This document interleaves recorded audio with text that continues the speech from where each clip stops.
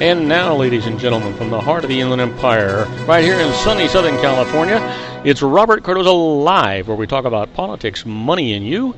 This is the intersection of business and politics. And now here's your host, Robert Cardoza.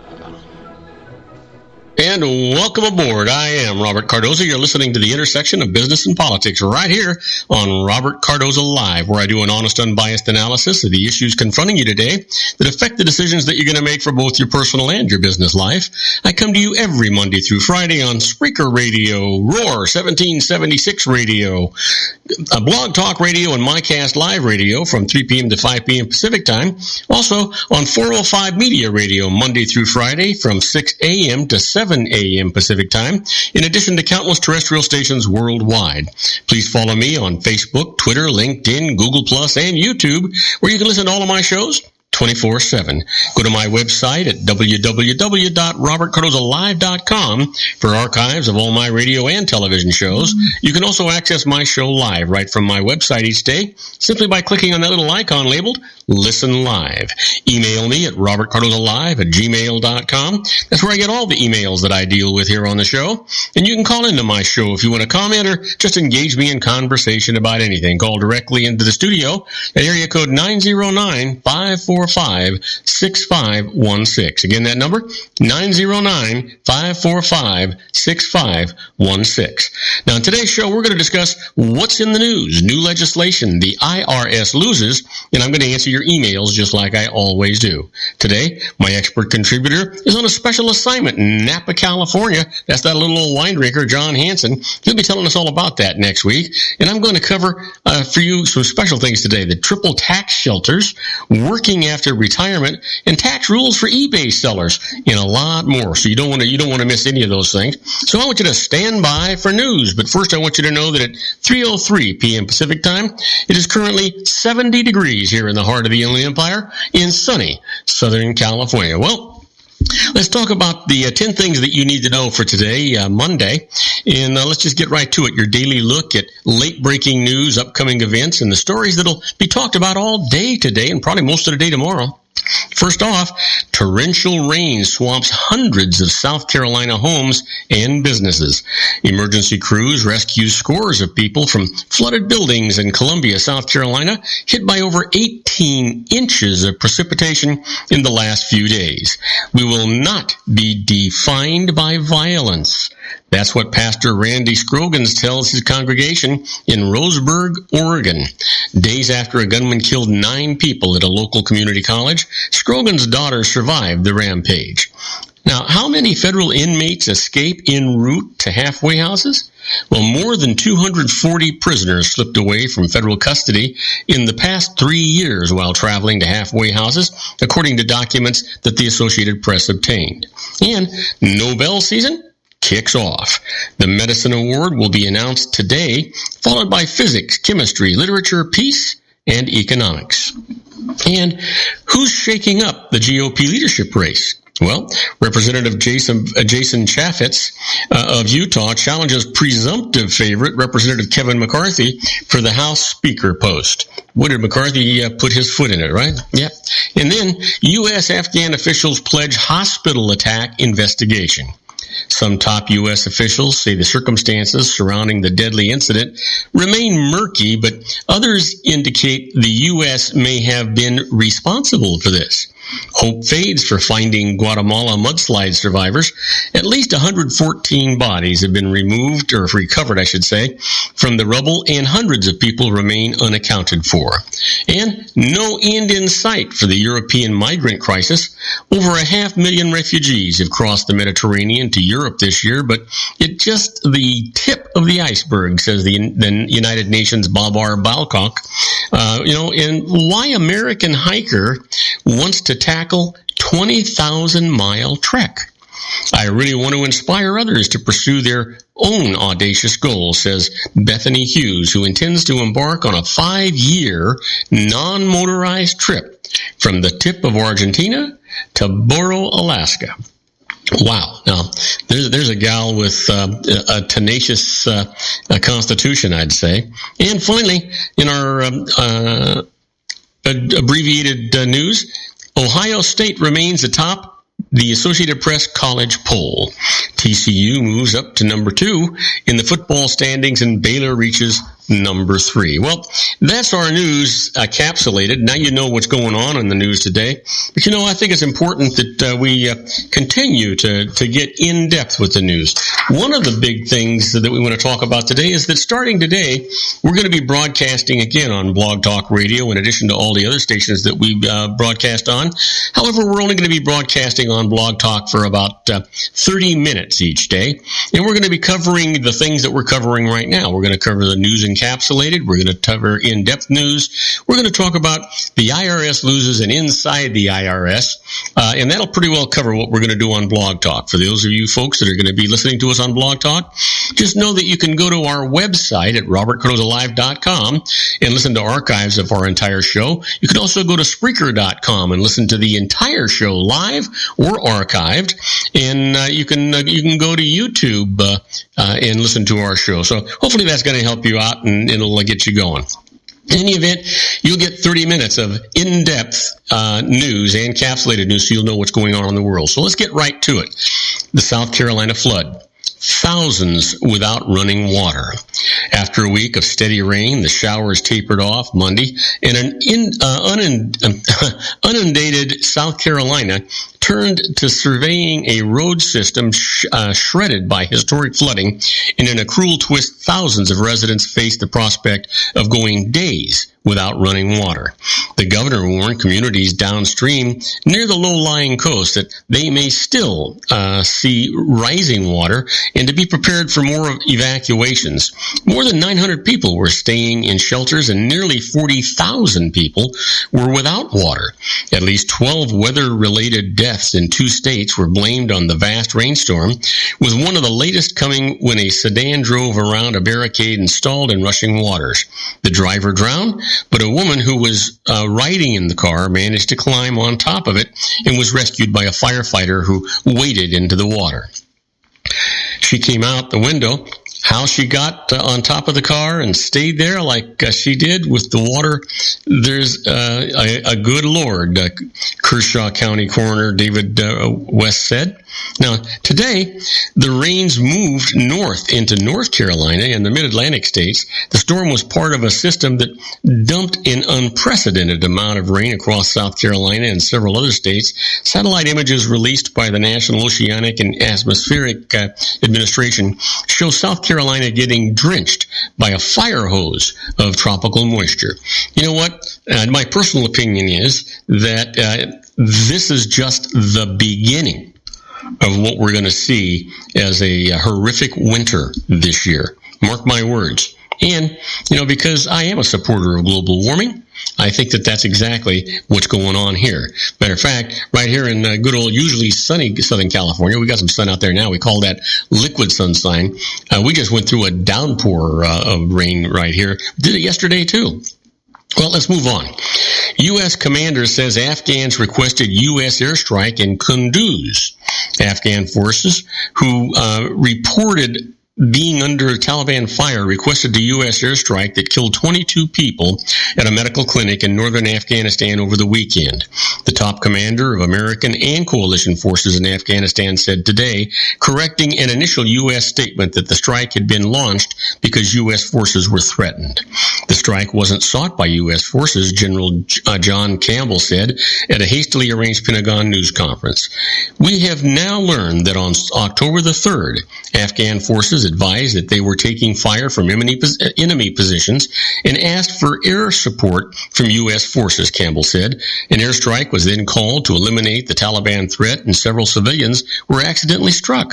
This is different from the initial reports, which indicated that U.S. forces were threatened and that the airstrike was called on their behalf. The clinic was operated by the medical charity Doctors Without Borders. The attack killed at least 22 people and wounded dozens more, setting the hospital on fire.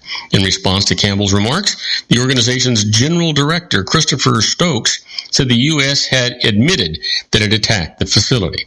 The The U.S. military remains responsible for the targets it hits, even though it is part of a coalition, Stokes said. There can be no justification for this horrible attack. With such constant discrepancies in the U.S. and Afghan accounts of what happened, the need for a full, transparent, independent investigation is ever more critical. Boy, I'd certainly agree with that, wouldn't you? Absolutely. Well, the Coast Guard says missing ship sank. One body found and the search goes on. Wow.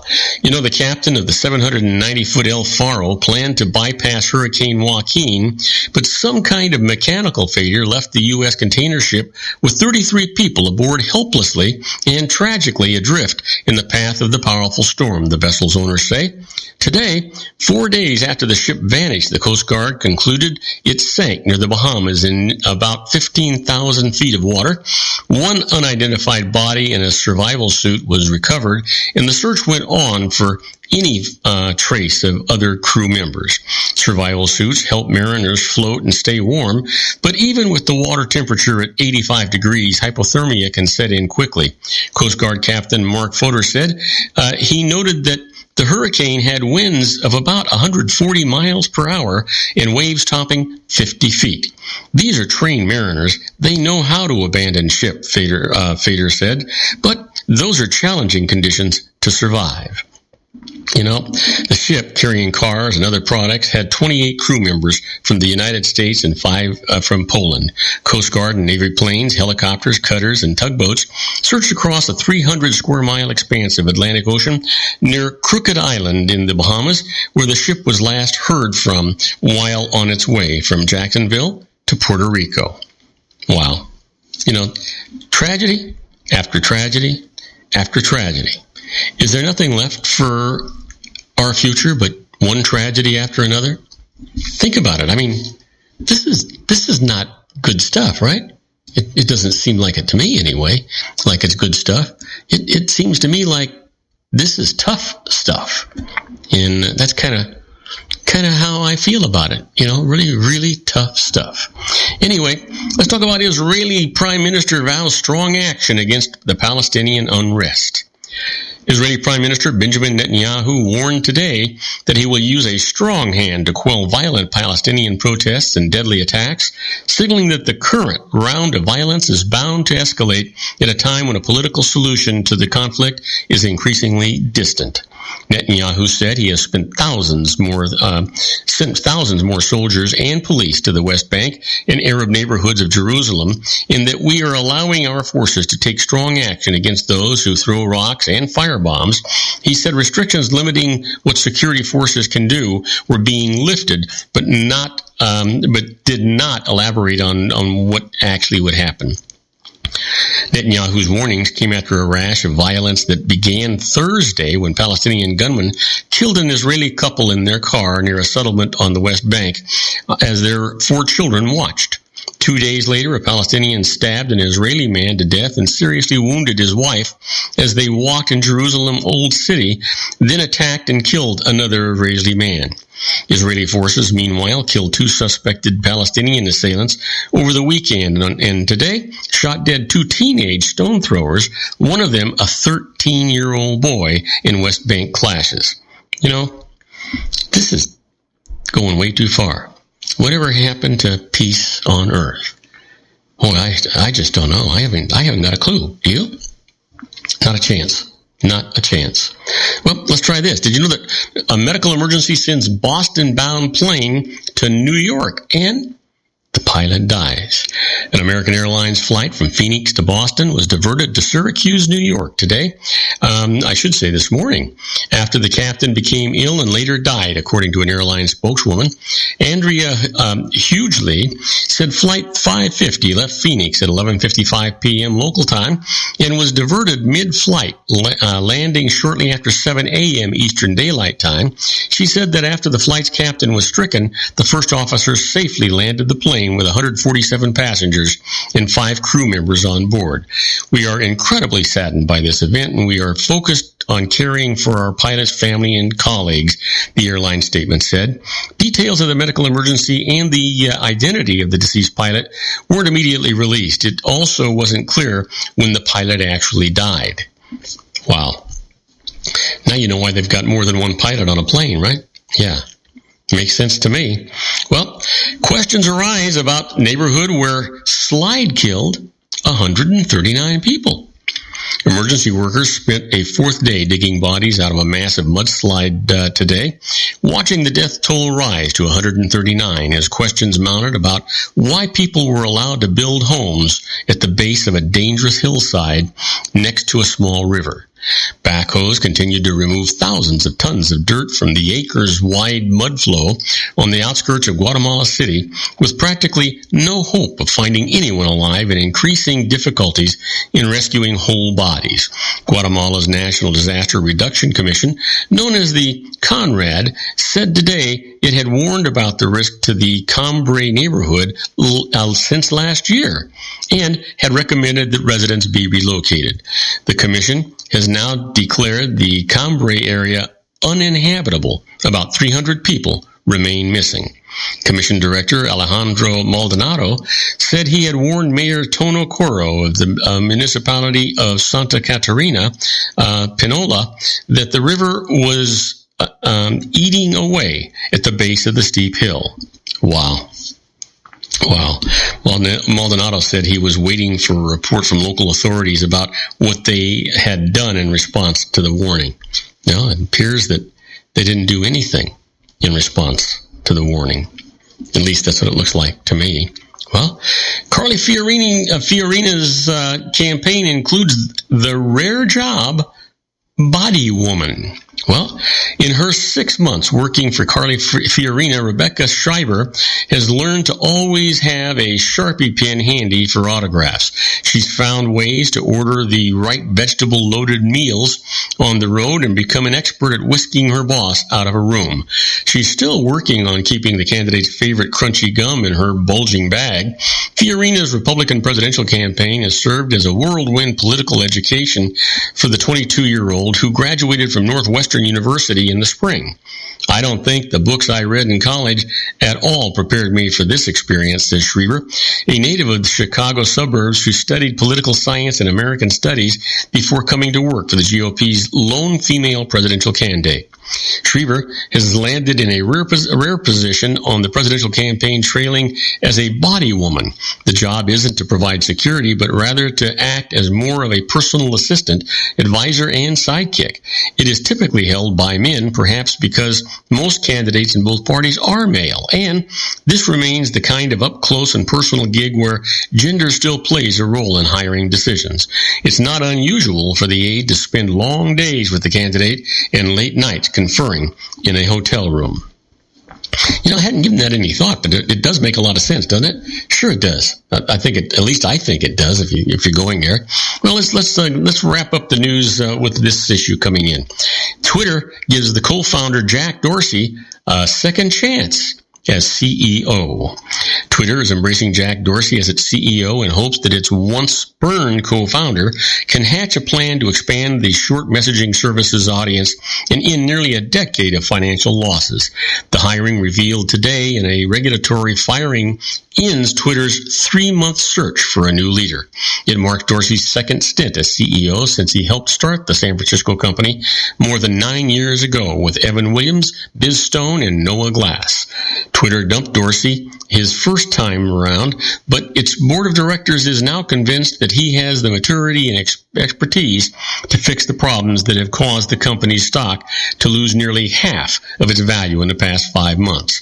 As the founder and inventor of the product, Jack knows more about Twitter than anybody else, said Peter Curie, the Twitter director who led the search for a new CEO. Investors applauded the move as Twitter stock surged 1.84 or 7% to close at $28.15 a share. Dorsey, 38, has already had dress rehearsal for the job, having become Twitter's interim CEO in July after former stand-up comedian and veteran entrepreneur Dick Costolo stepped down amid shareholder discontent. Costolo is relinquishing his seat on Twitter's board now that Dorsey is permanent CEO. Twitter had considered as chief revenue officer Adam Bain and several other CEO candidates before settling on Dorsey. Bain, 42, is being promoted to chief operating officer to handle more duties as he teams up with Dorsey to try to turn Twitter into a profitable business. Yep. You know what? And the world goes around, right? That's exactly what happens, I think. The world continues to go around. And so now, you know what? I just think that it's inevitable what's going on. Companies are looking for strong CEOs that can actually have a meaningful effect on what's going on with their companies, and they can't accept anything short of success. We're in an era where CEOs are going to have to earn their money. They're not just going to be able to get to buy this way.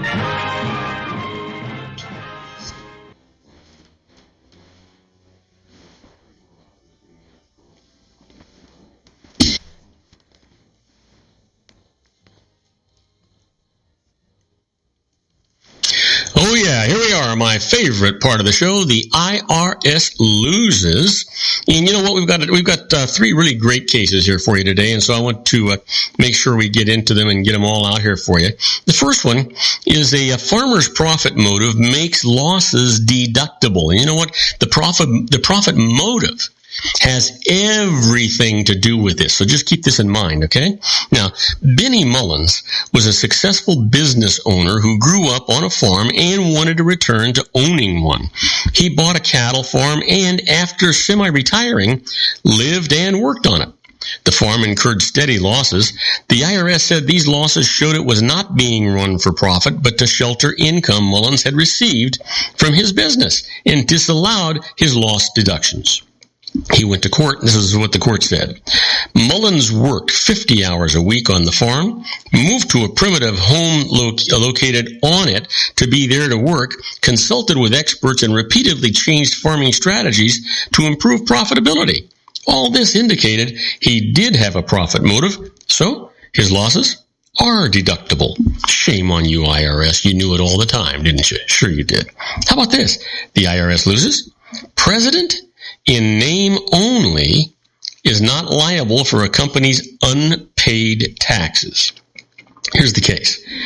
Ellen Marino was the president of a leading company founded by her son, but the business was run by her live-in companion who was ineligible under state law to be an officer of the company because of his past credit problems. Any tasks Ellen performed for the company, she did under his direction. When the company fell behind on its payroll taxes, the IRS contacted her and she informed her companion. Eventually, the IRS assessed $76,000 in personal liability against her for the unpaid taxes. They went to court. This is what the judge said. Marino had no real authority over the company's finances, so she was not responsible nor liable for those taxes. Now keep in mind that, when it comes to these kind of issues, there's a number of things that have to prevail for the IRS to prevail against you.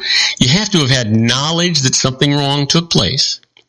You need to have the access to the funds, the checkbook, and power, what they call power of the pen, and you have to have had intent. None of these three things existed, and all three of them have to exist, and the IRS knew that. Shame on them. Shame on them. Let me give you one last one. The IRS loses. Cannot seize winnings one player wins for another. Here's the case. Robert Whitlatch devised a system for winning video lottery jackpots. It required playing the same machine for many hours, so he hired Paul Kovach to play a machine for him and gave Kovach all the funds to be wagered. When Kovach hit a jackpot, Whitlatch claimed it, but both the casino and IRS said it was payable to Kovach, the actual player. The IRS then tried to take the entire jackpot to settle Kovach's back tax debts. He went to court. This is what the judge said. Neither the state gaming law nor the casino's published rules barred one person from playing for another. So, the winnings are Whitlatch's, who also collects interest from the IRS for his delay in collecting them. Now that, my friends, makes sense. That just makes sense.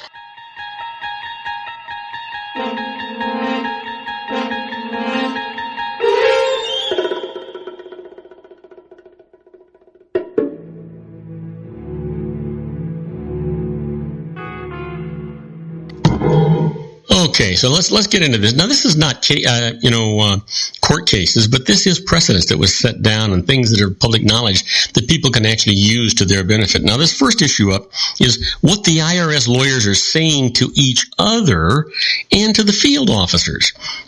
Until overturned by the U.S. Court of Appeals for the District of Columbia, the chief counsel of the IRS took the position that emails containing legal advice drafted by an IRS lawyer, even though they took very little time to prepare, actually less than 2 hours, should be treated the same as a telephone conversation and were therefore not required to be publicly disclosed. Here's the current rule. IRS attorneys are required to copy all emailed legal advice to a special electronic inbox from which they are to be released consistent with the usual disclosure laws.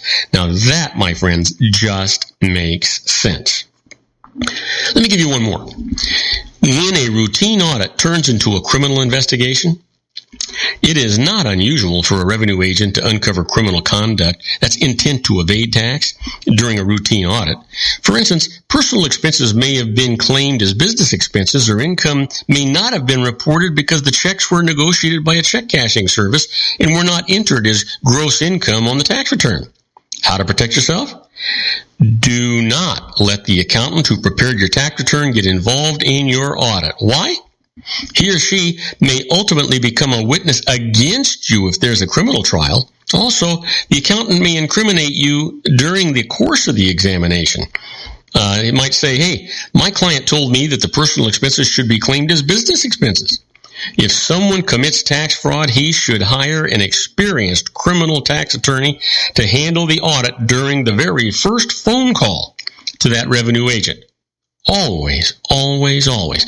You know what? You do not want to get caught up in this kind of stuff. Get a licensed professional. Get yourself protected. You don't talk to the IRS. You don't let the person who prepared your documents talk to the IRS. You get an independent tax attorney.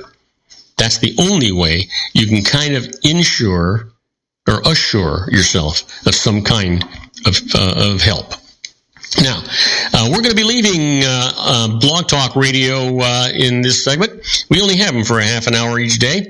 I remind you to go to my website at robertcardozalive.com or go to Spreaker.com and just do a search for Robert Cardoza Live, and you can listen to our show, the whole show, or get our apps that are available for both Apple and Android and Windows. Just go to googleplay.com and search Robert Cardoza Live, or go to your Apple Store and search Robert Cardoza Live. That app is absolutely free. You'll be glad you got it. It's a fantastic thing. And it allows you not only to listen live, but it lets you listen to the archives, and it lets you chat with us during the show. Now, having said that, do not go away, because when we come back from this commercial break, I'm going to talk about triple tax shelters. You don't want to miss it. We'll be right back after these brief messages. If you want to increase your client base and sales, then consider this, the Relationship Building Network at RBN. Given the current economic conditions and challenges, we all need to work smarter, make smarter decisions, invest our hard-earned dollars where it'll yield the best return for our investment. Many business professionals claim that the most effective networking group in Orange County is RBN. No other networking group or organization can offer what RBN offers. Make every year your best year. Join RBN and start reaping the benefits today. Nearly 3,000 businesses have joined RBN and experienced those benefits. Why join RBN? It's one group. It's one membership. It's no renewals. It's all through Orange County. RBN is a freestyle networking group. No mandatory attendance, no restrictions, no rules, and no penalties. Call them at 949-830-5776 or go to their website at rbninfo.com. That's 949-830-5776. If you've ever dreamed of having your own business to make your life secure, Water's Edge Wineries might be just the ticket. In 2004, their founder, Ken Leinberger, created the first winery franchise in California. It was a new concept with all of the functionality of a traditional winery, but without the vineyards. They purchased high-quality grape must from one of the largest winemaking companies in the world. Then they craft each wine carefully and bottle it right at their location. The winery was built to satisfy consumer demand for wine by the bottle and by the glass, but still kept the element of allowing customers to bottle their own custom vintage.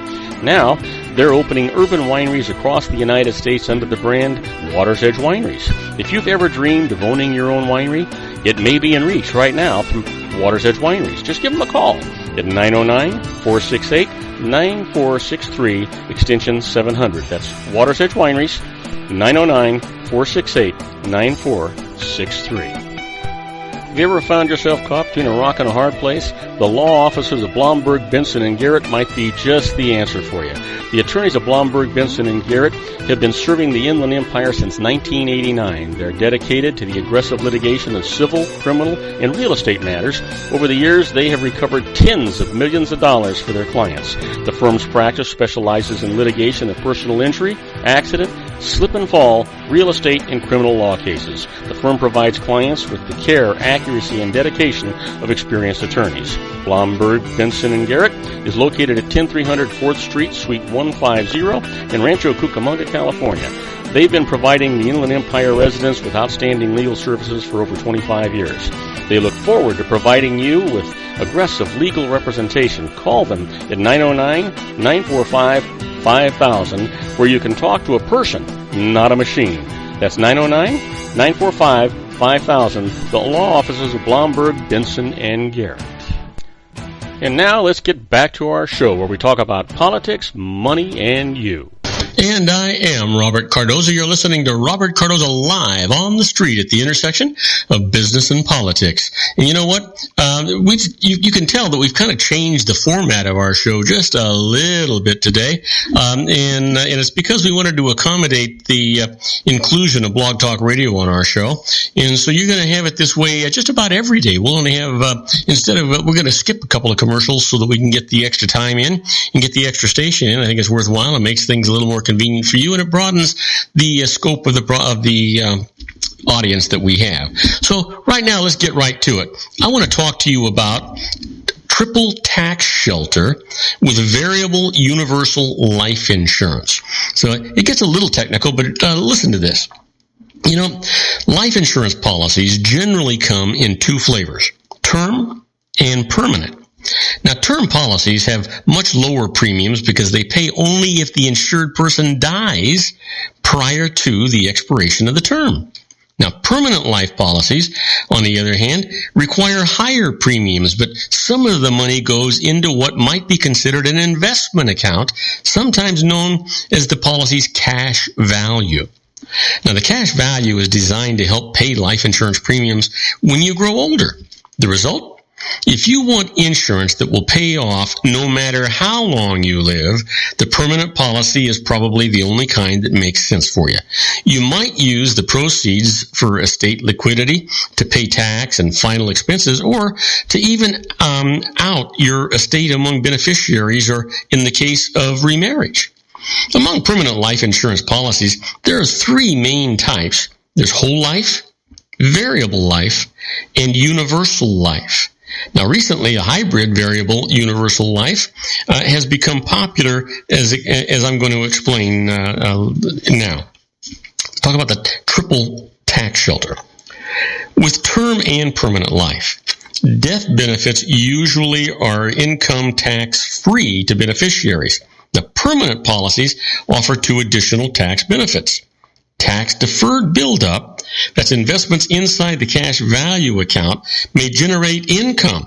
Such income will not be subject to income tax inside the policy.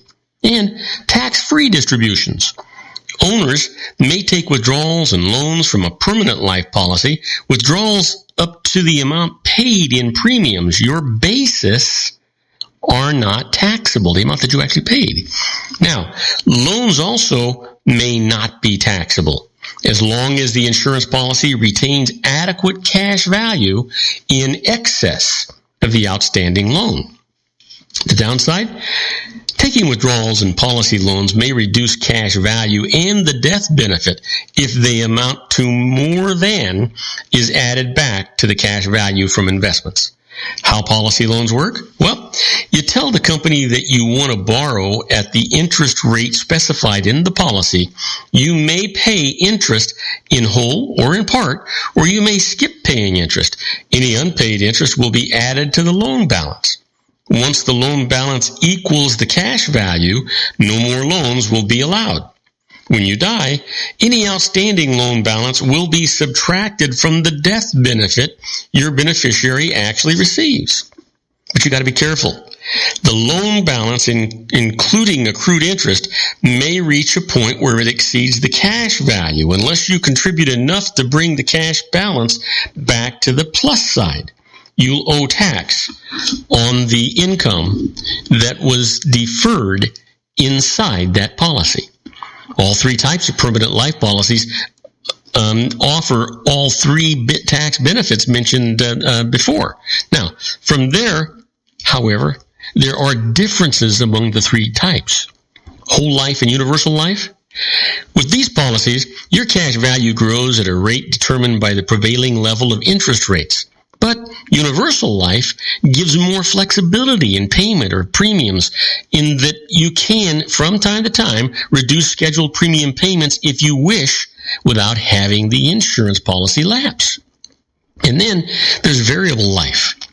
These policies typically let you determine within limits how your money's going to be invested. You can allocate your premium payments among several types of investments accounts set up by the insurer. In many cases, these accounts are similar to publicly available mutual funds run by the same manager. So here's the thing, here's the result. Paying variable life insurance premiums on a regular basis is a form of dollar cost averaging. If a portion of your premiums is allocated to stock funds, you'll be buying more shares when the market is low than when it's high.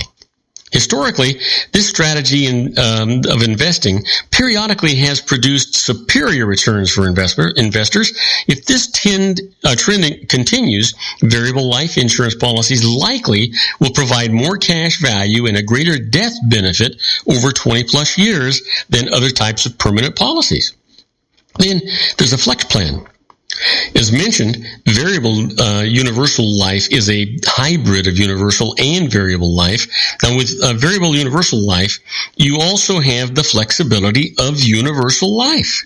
So, assessing the advantages? Well, variable universal life policies, therefore, offer up upside potential to patient long-term investors, along with the ability to trim payments if cash is tight.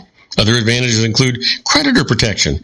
Investing you do via a tax-deferred retirement account generally enjoys protection from legal judgments, settlements, and that kind of stuff. However, money you invest directly in stocks, bonds, or funds may be claimed by creditors. So some states extend creditor protection to all life insurance policies. They include, among others, Florida, Hawaii, Kentucky, Louisiana, New York, Texas, and West Virginia. If this is a concern of yours, check your state's rules. You might prefer to do some of your own investing through the variable universal life policy. How about tax-free access? If you invest directly in stocks, bonds, and funds, you'll probably owe tax each year on investment income. Investing via the variable universal life policy, we're going to call that VUL, provides tax-deferred buildup of cash value.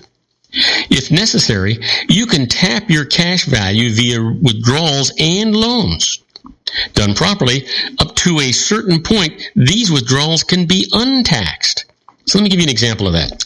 Let's just say Jack Jones pays $100,000 in VUL premiums over 10 years. He makes no further payments for the next 10 years. But his investment accounts do well. So his cash value grows to $200,000 after 20 years. For the next 10 years, Jack withdraws $10,000 a year from his variable universal life policy. Those are tax-free returns of principal. Subsequently, Jack takes policy loans. The better the performance of his cash value, the more he can borrow without causing his policy to lapse, which would trigger income tax. Bottom line here, by investing inside a variable universal life policy, Jack ultimately may pull out major tax-free investment income. Plus, IRS guidelines on loans and withdrawals are designed to keep the policy in force even if you pay a lower premium or skip payments. Jack's policy will eventually deliver a death benefit to his beneficiaries free of income tax. The IRS has guidelines for the ratio between cash values and death benefits in order for a policy to qualify for tax-free loans and withdrawals. So the negatives? As is always the case with financial products that sound too good to be true, there are drawbacks to the universal life policies. First of all, there's fees. You will pay sales commissions, insurance expense fees, and investment management fees with that variable universal life policy. Over the long term, they can add up to the equivalent of about 3% a year. Now, upfront fees usually are steeper than the 3%, especially sales commissions. That's why you should plan on a long holding period, spreading those upfront fees over many, many years. So the example here, your variable universal life investments might return, let's just say 9% per year before any expenses are considered. However, your buildup of cash value after fees might be only 6% a year. And let's talk about limited access. As mentioned, taking excessive policy loans and withdrawals will trigger taxable income and may cause your family to lose the life insurance benefits. If your goal is retirement income rather than a death benefit, you'll probably be better off with a non-insurance related investment portfolio that you can spin down entirely. So let's talk about the best of both worlds. Consider a variable universal life policy when you want to provide a death benefit for a loved one or a favorite a cause, no matter when you die. If you enjoy managing your own investments and can tolerate equity market ups and downs, variable universal life might deliver results that are superior to other forms of permanent life insurance. Ideally, variable universal life will provide handsomely for your beneficiaries. However, if it turns out that you need extra cash in retirement, a variable universal life policy also can deliver that cash to you, tax-free, if the policy is tapped with proper guidance and care. And in that, my friends, is the real secret. It's making sure that you do this properly. You just can't move off and do things simply because, hey, it sounds like a good idea to me. It's just not the way it works. Just simply not the way it works. Real briefly, let's talk about some tax breaks that you can take. And I'm just going to give you a capsulated portion of this before we go on our next commercial break. First of all, did you know that the investment tax rate is changing so that it's down to only 15%? It's going to stay at that 15% for investments. That's a good thing for you unless the new president that goes in has what would I call it, a dramatic change in their tax policies. How about mortgage insurance premiums on a personal residence? The insurance premiums are deductible to you.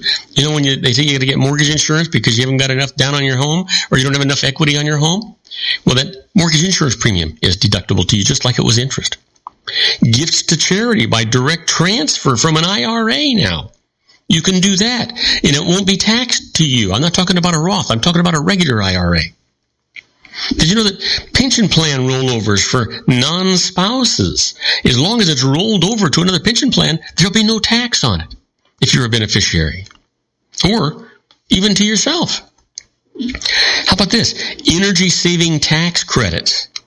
A tax credit of as much as $500 is available for energy-saving improvements made to your home or, that kind of stuff. So why not take those tax credits? Ask your preparer if there are any tax credits available to you or college tuition deduction expense issues. How about IRA health savings accounts? They call them HSA rollovers. Or what happens if you get a whistleblower's reward?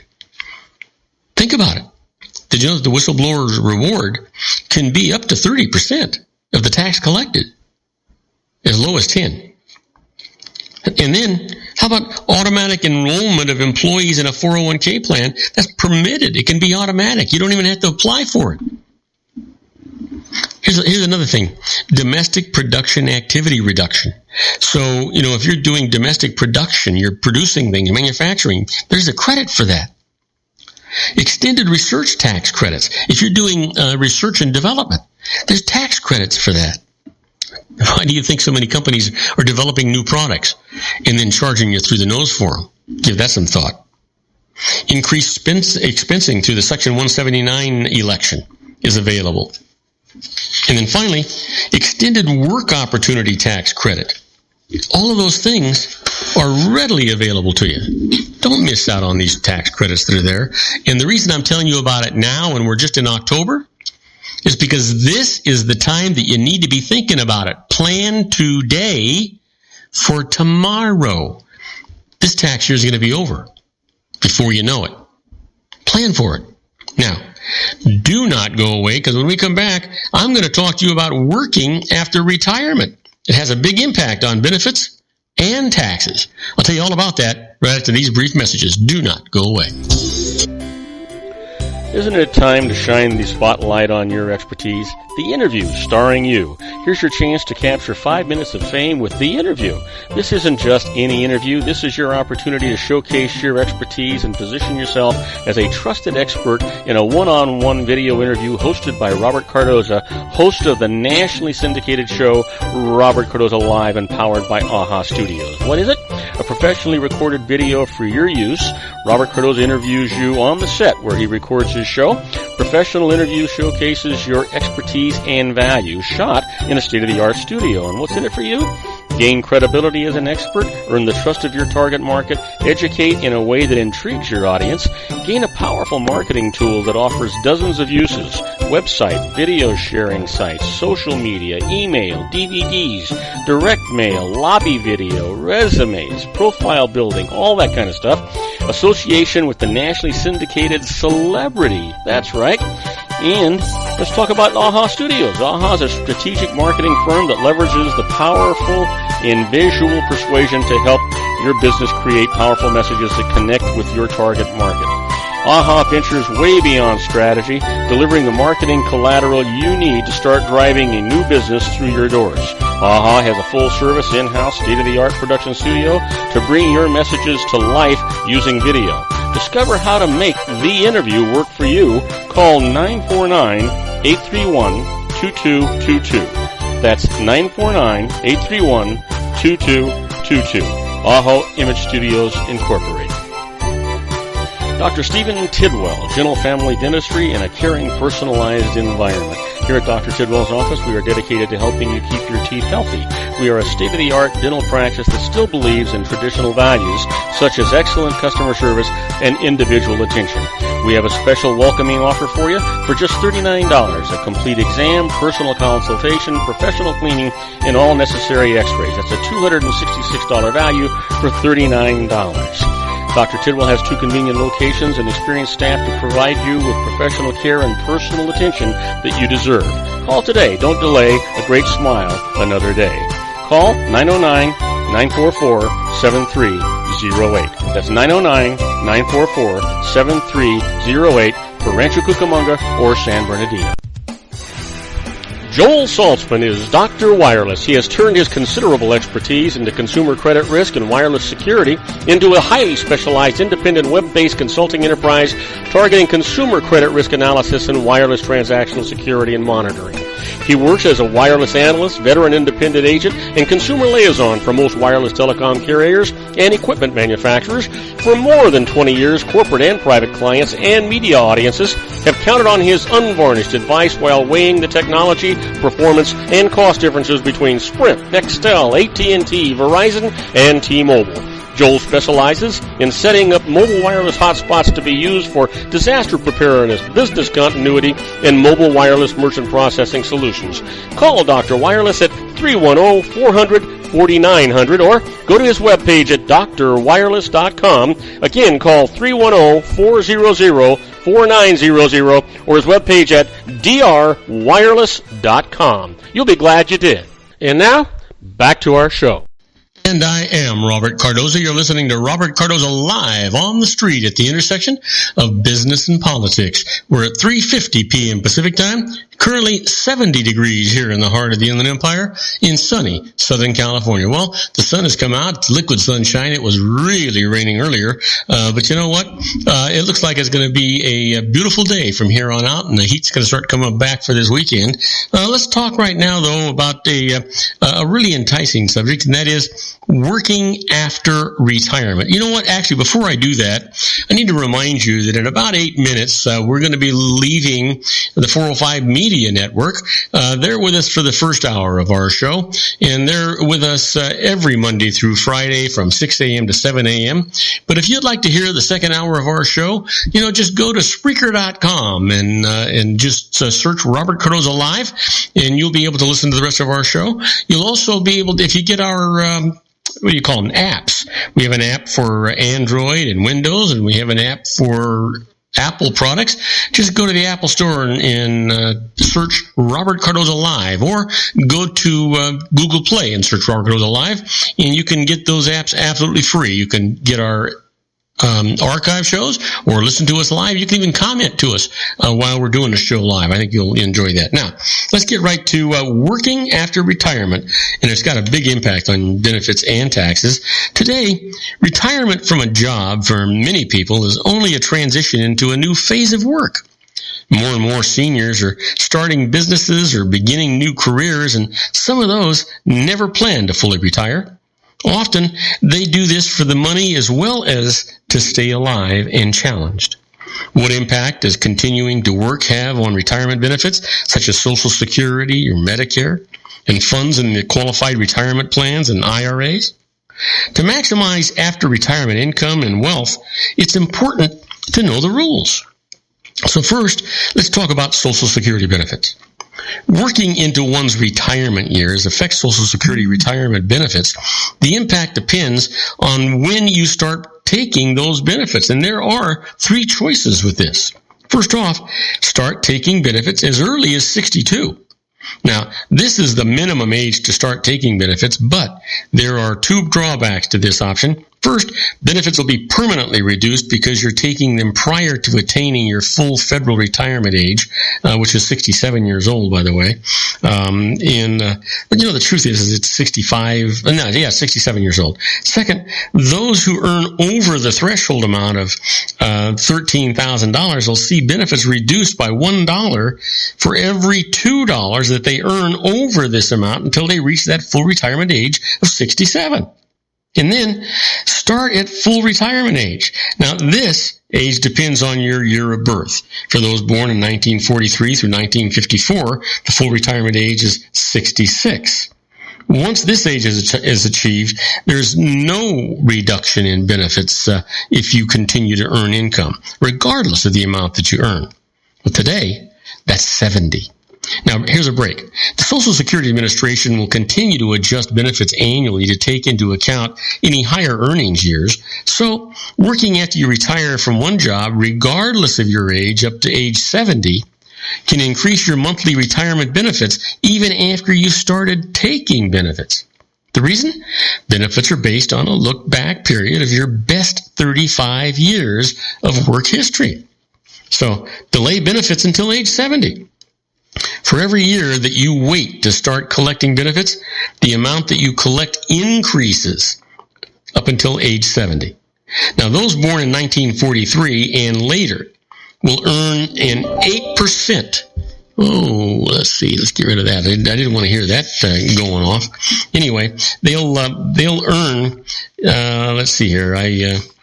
I lost my train of thought. If you delay your till later, you'll earn 8% increase in benefits for each year that they wait to collect after their full retirement age until age 70. There's no reward for waiting any longer than that. So if you wait till 70, from 66 to 70, there's 4 years at 8%. That's 32% more in benefits you'll get at age 70.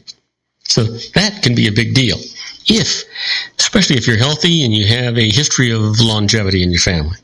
Now, you can use an online calculator from the Social Security Administration to see the impact of your age on your benefits. Just go to www.ssa.gov/planners/calculators.htm. The tax impact? Working while collecting Social Security benefits has two important tax results that should be factored into the decision on when to commence benefits. Tax on Social Security benefits? Any benefits received will be included in income at the rate of 50%, 85%, or 0%, depending on your other income. Now, those who work likely will trigger the 85% inclusion amount. 85% of their benefits will be subject to tax. Now, continued payment of Social Security tax? Whether or not you are collecting benefits and regardless of your age, as long as you continue to earn income through a job or self-employment, you continue to pay Social Security and Medicare taxes on that income. So let's talk about Medicare. Regardless of whether you are collecting Social Security benefits or are applying for them, be sure to apply for Medicare coverage at age 65. Contact the Social Security Administration several months before this birthday to enroll. If you still have credible health coverage through an employer or a union, apply only for Medicare Part A. It doesn't cost you anything and will provide secondary coverage, paying some things that your commercially provided coverage doesn't pay. Now, credible means at least as good coverage as Medicare provides. Ask your employer for a letter confirming that your coverage meets this standard. Once you no longer have employer coverage, you should enroll in Medicare Part B, that's primarily for doctor's fees, and D, prescription drugs. The fact that you delayed this coverage past age 65 won't result in penalty as long as you sign up no later than 8 months after your employer coverage terminates for Part B. For Part D, you must sign up no later than 63 calendar days after employer coverage ends, and you must show Medicare a letter from your employer stating that you had credible coverage through that certain date. For details, including penalty information, visit the Medicare at www.medicare.gov. Let's talk about retirement plans. For those who continue to work after retiring from a job, the maze of rules for putting money in and taking money out of qualified retirement plans and IRAs is complex. Here's some considerations for you. Qualified retirement plans first. Workplace plans must include these older workers and cannot exclude them because of age. For example, if you work past retirement age for a company that contributes to a plan, you're eligible to receive contributions assuming you meet other eligibility requirements. But you usually must, at the same time, commence receipt of benefits from qualified retirement plans such as a 401k, profit sharing, and defined benefit plans at age 70 and a half in order to avoid a 50% penalty on insufficient withdrawals. That's required by law. And you got to be careful. While distributions from a qualified retirement plan can be postponed past this age, if you continue working for a company that maintains the plan and the plan allows it, this break doesn't apply after you leave the company and work someplace else. How about IRAs? As long as you continue to work, deductible IRA contributions are permitted until age 70 and a half, assuming adjusted gross income, or AGI, is below set limits for those who are active participants in company retirement plans. Now, to contribute past this age, contribute on behalf of a younger non-working spouse. As long as the spouse is under age 70 and a half, you can fund his or her IRA based on your earnings. And contribute to a Roth IRA. There's no age limit on making contributions. Also, there's no mandatory lifetime distributions. However, there are still AGI limits on eligibility to put money into a Roth IRA, so too much income can prevent these kind of contributions. And then let's deal with relocating.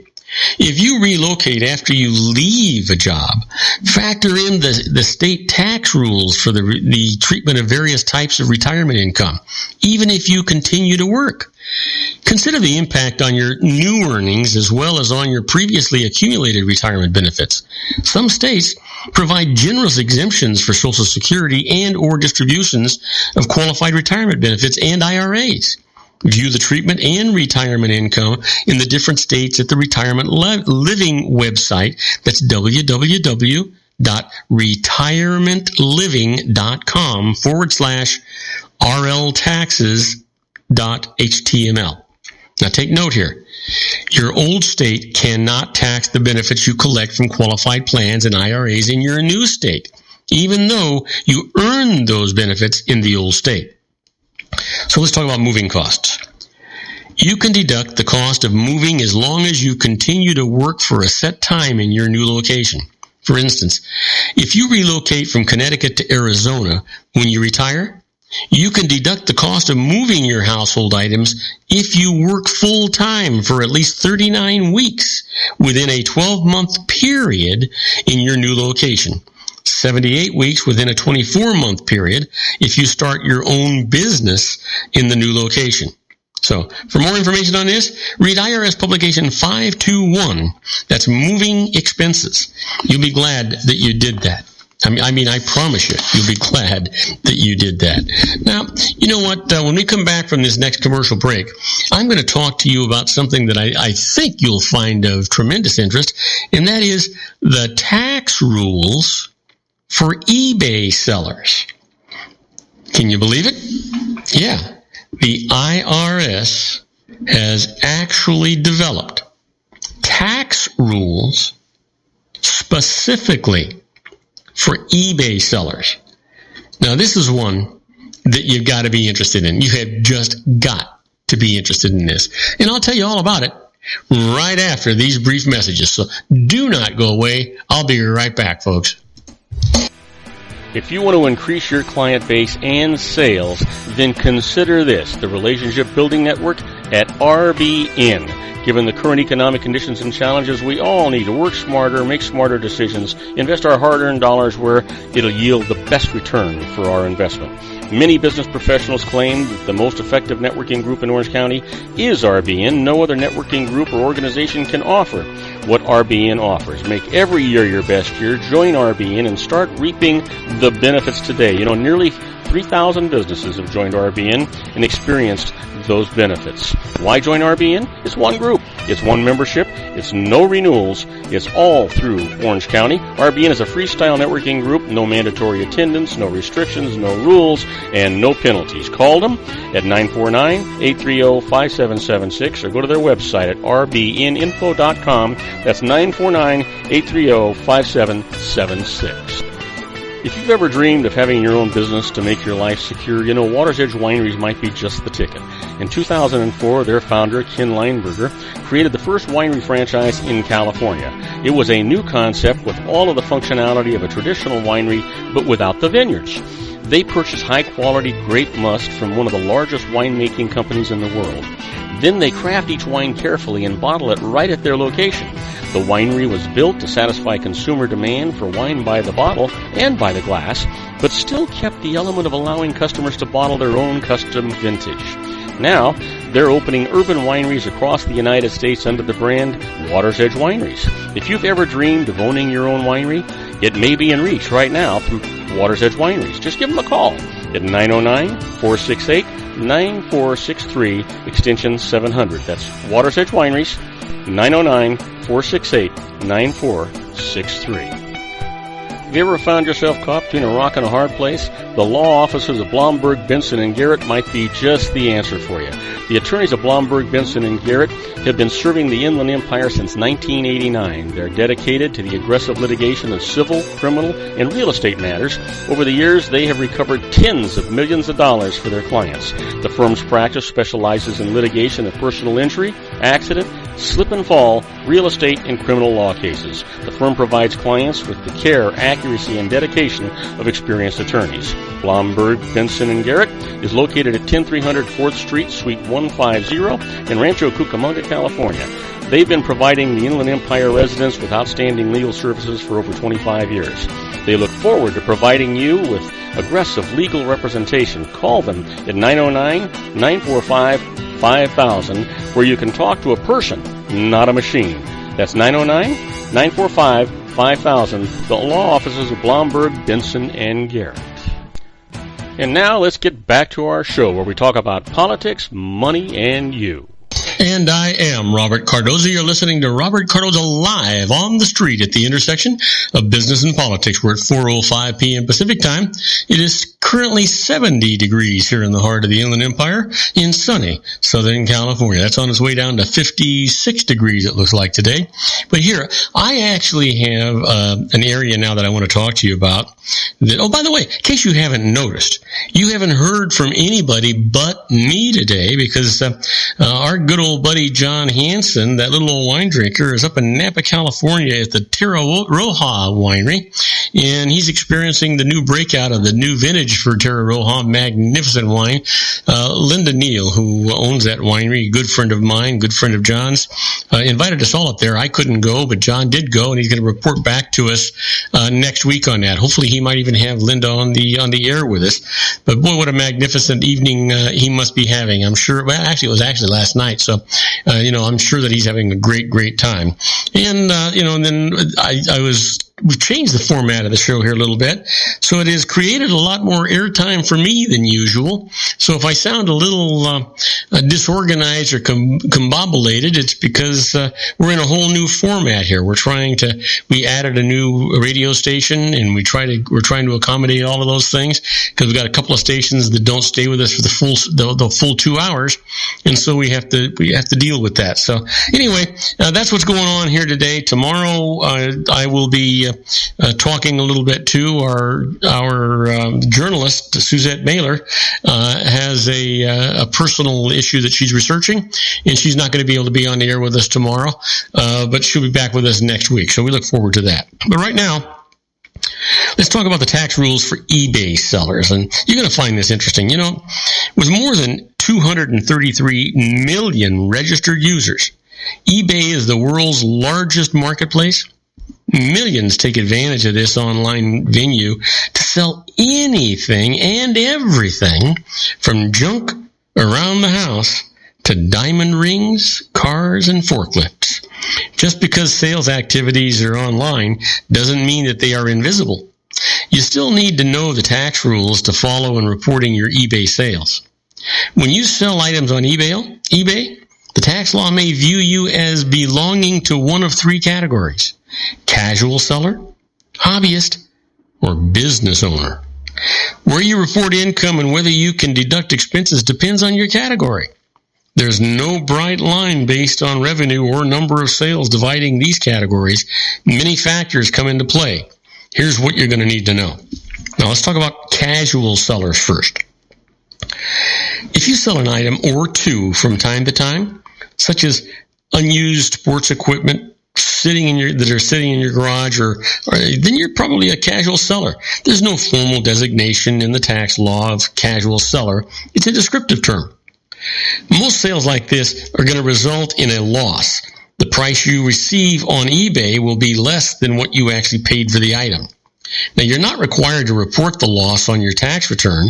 You can't deduct it because it is viewed as a personal loss, and personal losses are not deductible. On the other hand, if you sell something at a profit, say the antique porcelain vase that you inherited from your aunt, or the collectible child's game you bought at a garage sale, you must report the gain on your tax return. Of course, to determine your gain, you'll have to know your basis in that item. Generally, either the amount that you paid for it, or if it was given to you, the donor's basis, or if you inherited it, its value at death of the decedent. If you don't know what your basis is, then all of the proceeds are considered profit. That's 100%. That's gain, folks. Now take note. You can minimize taxable gain by adding your selling expenses to your basis. Selling expenses include eBay listing fees, the insertion fees paid to eBay to post the item for sale, and final value fees, the percentage of the item's final selling price that is also paid to eBay. These fees are paid by the seller. There's no threshold amount of gain or number of sales before you are required to report eBay transactions. All gain must be reported on a Schedule D, like David.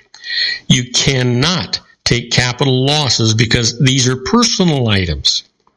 Gains on the sale of items have been held more than a year, or short term if held less than a year. However, unlike most long-term capital gains that are taxed at no more than 15%, gains on the sales of collectibles are taxed at 28% for those in income tax brackets of 28% and above. Now, collectibles for this purpose are defined in the instructions under Schedule D as works of art, rugs, antiques, precious metals such as gold, silver, platinum bullion, gems, stamps, coins, and certain tangible property. For hobbyists, if you sell items on eBay more frequently but your sales aren't profitable, your expenses exceed your revenue, you may be looked upon by the IRS as merely having a hobby rather than a business. Unless you can prove that you have a profit motive, then income is ordinary income reported as other income on Form 1040, but deductions can only be claimed to the extent of this income. If you make $1,000, your deductions cannot exceed $1,000. These limited deductions from a hobby are treated as miscellaneous itemized expenses deductible to the extent that they exceed 2% of adjusted gross income, or AGI. So there's a trap here.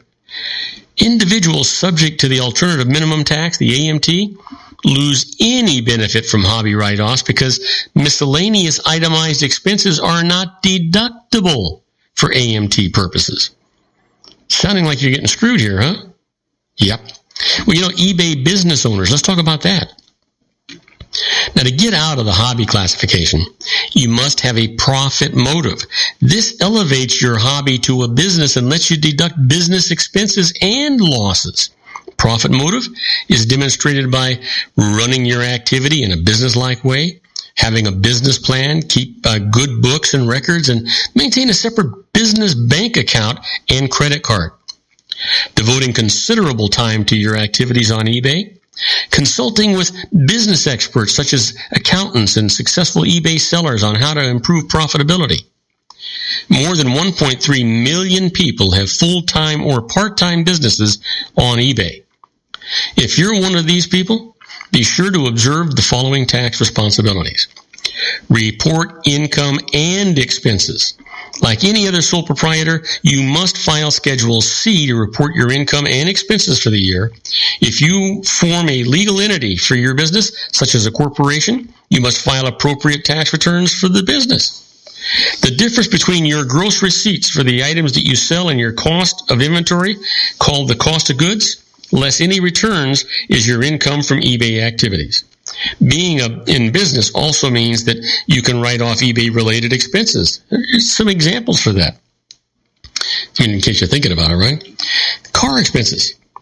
You can deduct business use of your personal car for travel to garage sales, flea markets, and other locations where you buy your items or otherwise conduct business, such as trips to the post office or other shipping companies to mail your items to buyers.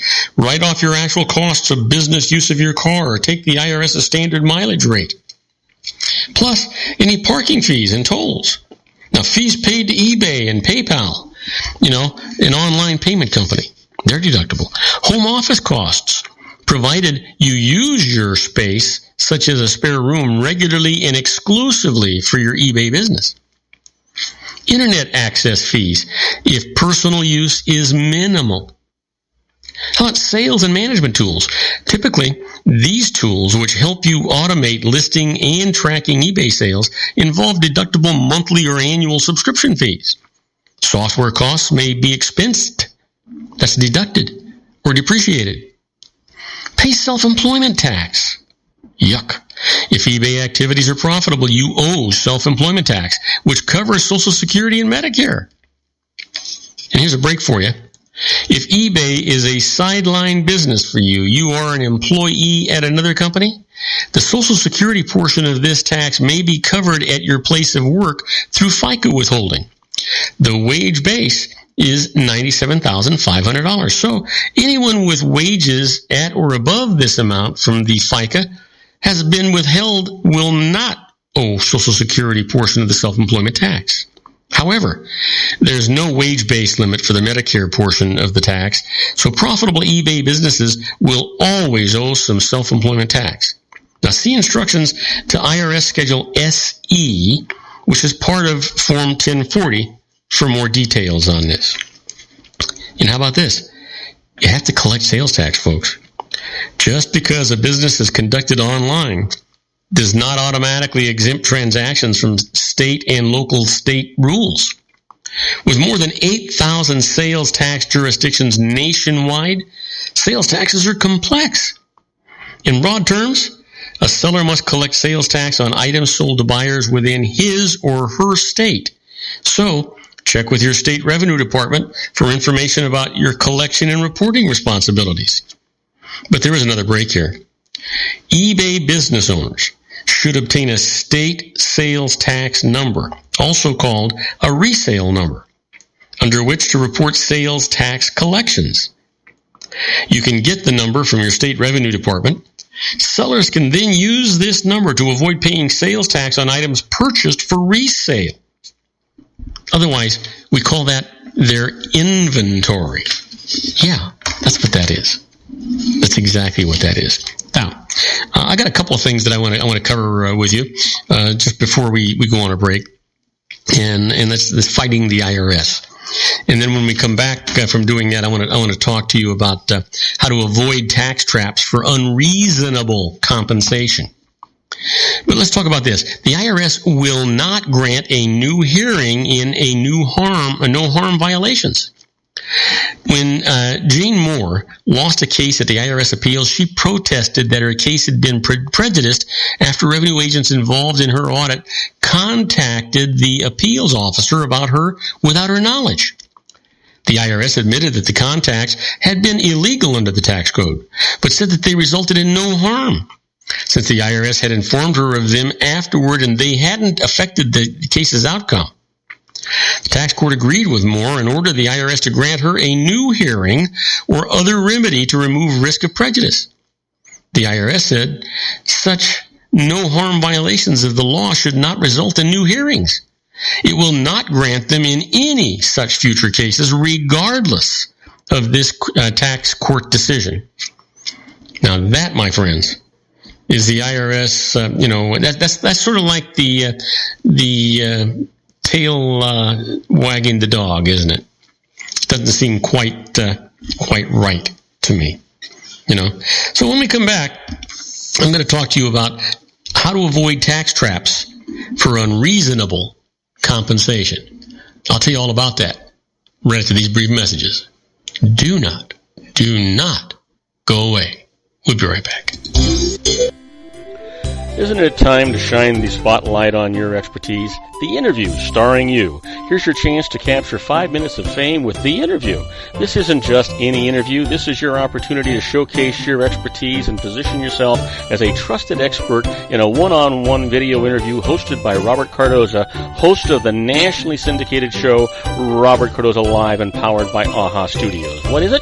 A professionally recorded video for your use. Robert Cardoza interviews you on the set where he records his show. Professional interview showcases your expertise and value, shot in a state-of-the-art studio. And what's in it for you?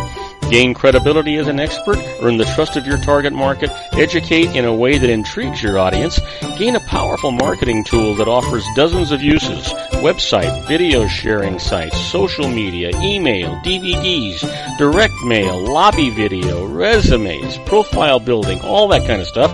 Association with the nationally syndicated celebrity. That's right. And let's talk about AHA Studios. AHA is a strategic marketing firm that leverages the powerful in visual persuasion to help your business create powerful messages that connect with your target market. AHA ventures way beyond strategy, delivering the marketing collateral you need to start driving a new business through your doors. AHA has a full-service, in-house, state-of-the-art production studio to bring your messages to life using video. Discover how to make The Interview work for you. Call 949-831-2222. That's 949-831-2222. AHA Image Studios, Incorporated. Dr. Stephen Tidwell, Gentle Family Dentistry in a caring, personalized environment. Here at Dr. Tidwell's office, we are dedicated to helping you keep your teeth healthy. We are a state-of-the-art dental practice that still believes in traditional values, such as excellent customer service and individual attention. We have a special welcoming offer for you for just $39, a complete exam, personal consultation, professional cleaning, and all necessary x-rays. That's a $266 value for $39. Dr. Tidwell has 2 convenient locations and experienced staff to provide you with professional care and personal attention that you deserve. Call today. Don't delay. A great smile another day. Call 909-944-7308. That's 909-944-7308 for Rancho Cucamonga or San Bernardino. Joel Saltzman is Dr. Wireless. He has turned his considerable expertise into consumer credit risk and wireless security into a highly specialized independent web-based consulting enterprise targeting consumer credit risk analysis and wireless transactional security and monitoring.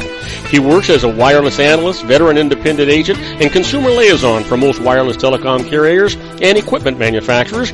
For more than 20 years, corporate and private clients and media audiences have counted on his unvarnished advice while weighing the technology, performance, and cost differences between Sprint, Nextel, AT&T, Verizon, and T-Mobile. Joel specializes in setting up mobile wireless hotspots to be used for disaster preparedness, business continuity, and mobile wireless merchant processing solutions. Call Dr. Wireless at 310-400-4900 or go to his webpage at drwireless.com. Again, call 310-400-4900 or his webpage at drwireless.com. You'll be glad you did. And now, back to our show. And I am Robert Cardoza. You're listening to Robert Cardoza live on the street at the intersection of business and politics. You know what? When I left you, I told you that I was going to tell you about how to avoid tax traps for unreasonable compensation. Now, doesn't that sound a little odd? Unreasonable compensation? What on earth could that possibly be, you say to yourself, right? Well, I got to tell you, I'm about to tell you, and you're going to find out. Here it is. If you're a decision maker at a small or mid-sized company, be careful how you set your compensation. Missteps can be costly. Now you know where I'm going, right? The too high trap. At regular C corporations, that's standalone corporations, the IRS looks for indications that compensation is unreasonably excessive. In such situations, some of your compensation will be recast as a dividend. Now, this dividend will be doubly taxed. It's going to be taxed to you and to your corporation. Yeah. Now, here's the thing. The too low trap. If you elect S corporation status, you generally won't have to worry about the corporate income tax because all corporate income tax is reported on your shareholders' personal tax returns. However, the IRS may charge S corporation owners with trying to avoid payroll tax by taking too little compensation. Reported profits may be recast as compensation, forcing you to pay more Medicare tax and possibly more Social Security tax. So here's a strategy. To avoid either trap, carefully decide upon the document the amount of compensation that you and other decision makers are going to receive. Makes sense, right? Sure it does. So let's talk about C corporations. If you run your business as a C corporation, you'll want to avoid double taxation of your income. Now, this is vital. To the IRS, compensation includes not only your salary, but also your bonus, retirement plan contributions, and executive benefits. You must justify the total package to avoid double taxation. Here's an example. Let's just say Bob Smith is the 100% owner of a C corporation. Including all the elements mentioned above, the IRS finds that Bob's total compensation in the recent year was $500,000. So here's the problem. Only $200,000 is considered by the IRS to be reasonable pay for someone in Bob's position. In this situation, $200,000 is characterized by the IRS as Bob's compensation, and $300,000 is deemed to be a dividend, a distribution of corporate earnings. So here's the result of that. Bob's corporation will owe tax on the extra $300,000 worth of income because it can't deduct the dividend payment. And Bob will owe tax on the $300,000 dividend as well as tax on his $200,000 in compensation. Even if your company's dividend payment qualifies for the 15% tax rate, the combined tax bill for the corporation and owner employees still can be substantial. Some basic planning can avert this double taxation, but to rebut such an IRS attack and justify your compensation, this is what you got to do. Pay some dividends. A C corporation that never pays dividends to shareholders is especially vulnerable to a charge of unreasonable compensation. Paying even a small dividend each year and paying double tax on those dividends may convince the IRS that you're playing by the rules. Build up your base pay. IRS challenges in this area tend to focus on bonuses and other forms of incentive pay. If your company has a $100,000 operating profit and then pays $100,000 in bonuses to shareholders, bringing corporate income down to zero, that might look like a $100,000 dividend to the IRS.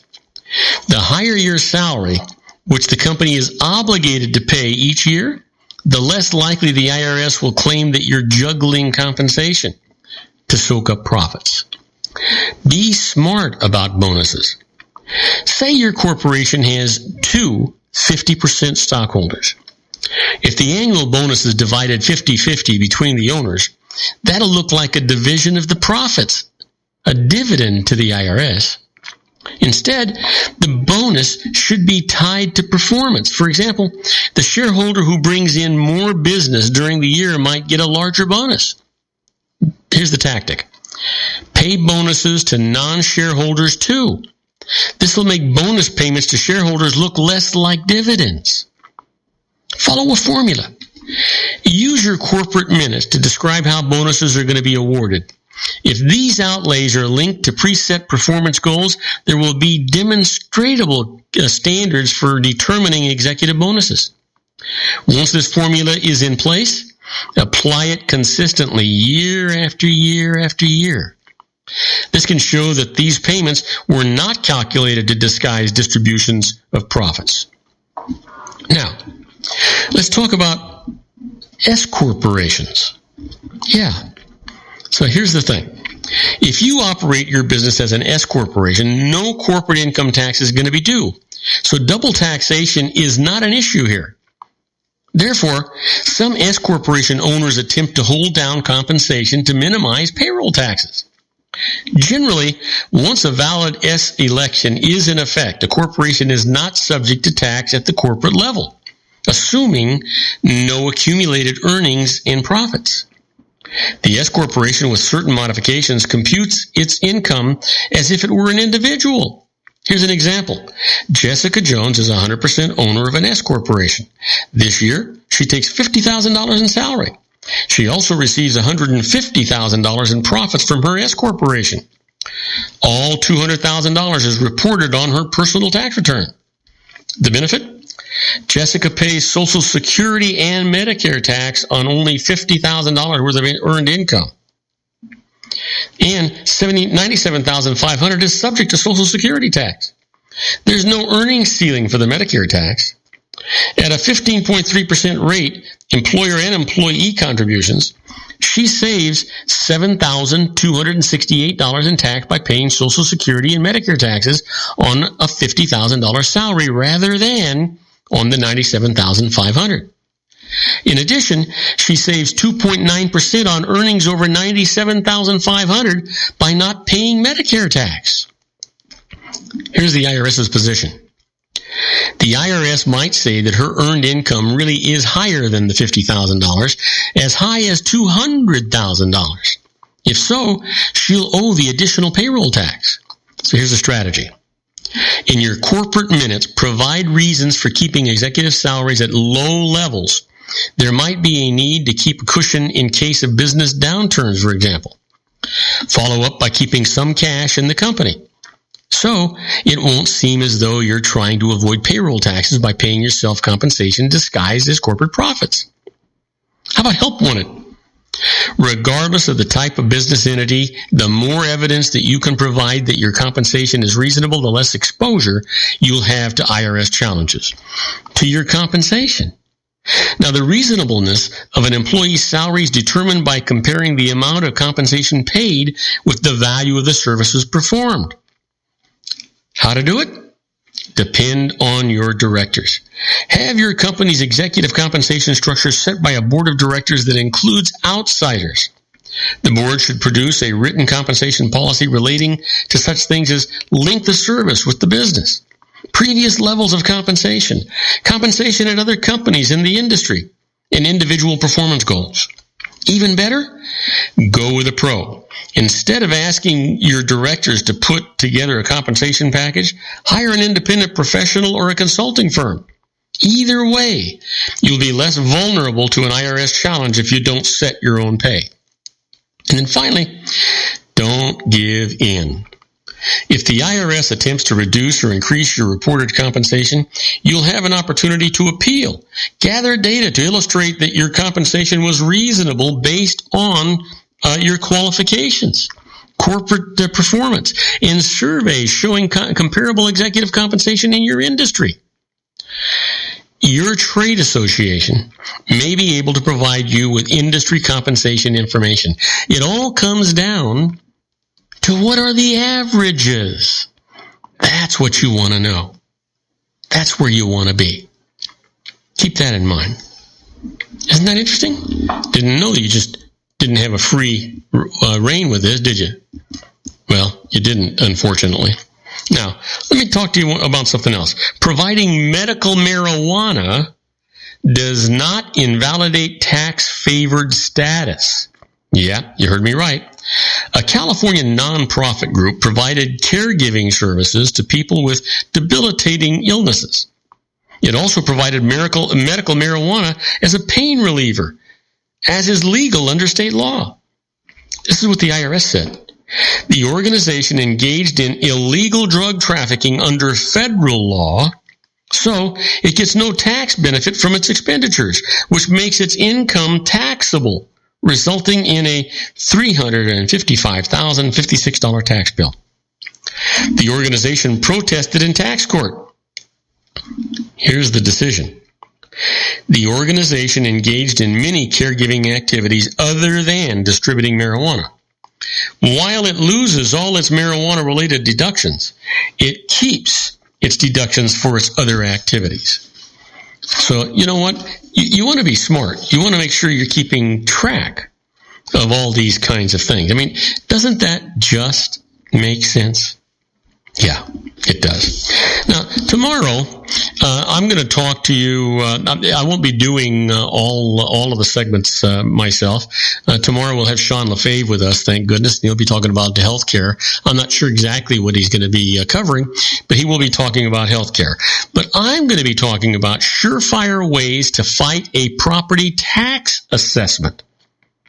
Yeah, you know, when the property tax bill on your home arrives, don't assume it's correct, especially if your home's assessed value has changed sharply during the recent up and down swing in the real estate market. Checking the correctness of the assessment may be easier than you think and save you hundreds or even thousands of dollars in property taxes annually. Well, tomorrow, I'm going to tell you what you need to know. Yep, I'm going to tell you what you need to know. Well, let me give you something else right now, just food for thought before we have to go for our last commercial break, or not our last commercial break, but our next commercial break. The IRS is conducting compliance checks on tax exempts. You've heard about it. You know, charities and other tax-exempt organizations have long had low audit risk because they generally owe no taxes. The IRS believes that this lack of scrutiny may have led to erroneous reporting and sometimes to abusively large executive compensation packages. As a result, the IRS recently conducted compliance checks of 1,826 tax-exempt organizations regarding their executive compensation packages. The findings? More than 30% of the organizations that received compliance check notices amended their Form 990 tax returns. This resulted in 15% of those receiving the notice being selected for audit. An example, of 50 public charities reporting compensation higher than $250,000, none initially filed schedules detailing the compensation paid to officers or employees. About 5% of organizations were found to have paid excessive compensation, leading to steep tax penalties and the disqualification of the organizations. The IRS considers correct Form 990 reporting to be very important, even when there's no substantive wrongdoing at a charity, because the public relies upon the information provided on the form to learn how the charity spends its funds and how it pays its executives. Two results of the study: the compensation packages of executives of tax-exempt organizations will become a higher priority target or audit target in the future in the subject of specific future compliance initiatives. And the IRS has created a new website, www.stayexempt.org, to inform tax-exempt organizations of their reporting requirements and to help them better meet those requirements. Yeah, things are getting tough, folks. You can believe it. Now, do not go away, because when we come back, I'm going to tell you about the birthdays for today, the secret daily teachings for your life, the Harvard Business Tip of the Day, and interesting but useless facts. Do not go away. I'll be right back after these brief messages. If you want to increase your client base and sales, then consider this, the Relationship Building Network at RBN. Given the current economic conditions and challenges, we all need to work smarter, make smarter decisions, invest our hard-earned dollars where it'll yield the best return for our investment. Many business professionals claim that the most effective networking group in Orange County is RBN. No other networking group or organization can offer what RBN offers. Make every year your best year. Join RBN and start reaping the benefits today. You know, nearly 3,000 businesses have joined RBN and experienced those benefits. Why join RBN? It's one group. It's one membership. It's no renewals. It's all through Orange County. RBN is a freestyle networking group. No mandatory attendance, no restrictions, no rules, and no penalties. Call them at 949-830-5776 or go to their website at rbninfo.com. That's 949-830-5776. If you've ever dreamed of having your own business to make your life secure, you know Water's Edge Wineries might be just the ticket. In 2004, their founder, Ken Lineberger, created the first winery franchise in California. It was a new concept with all of the functionality of a traditional winery, but without the vineyards. They purchased high-quality grape must from one of the largest winemaking companies in the world. Then they craft each wine carefully and bottle it right at their location. The winery was built to satisfy consumer demand for wine by the bottle and by the glass, but still kept the element of allowing customers to bottle their own custom vintage. Now, they're opening urban wineries across the United States under the brand Water's Edge Wineries. If you've ever dreamed of owning your own winery, it may be in reach right now through Water's Edge Wineries. Just give them a call at 909-468-9463, extension 700. That's Water's Edge Wineries, 909-468-9463. Have you ever found yourself caught between a rock and a hard place? The law offices of Blomberg, Benson, and Garrett might be just the answer for you. The attorneys of Blomberg, Benson, and Garrett have been serving the Inland Empire since 1989. They're dedicated to the aggressive litigation of civil, criminal, and real estate matters.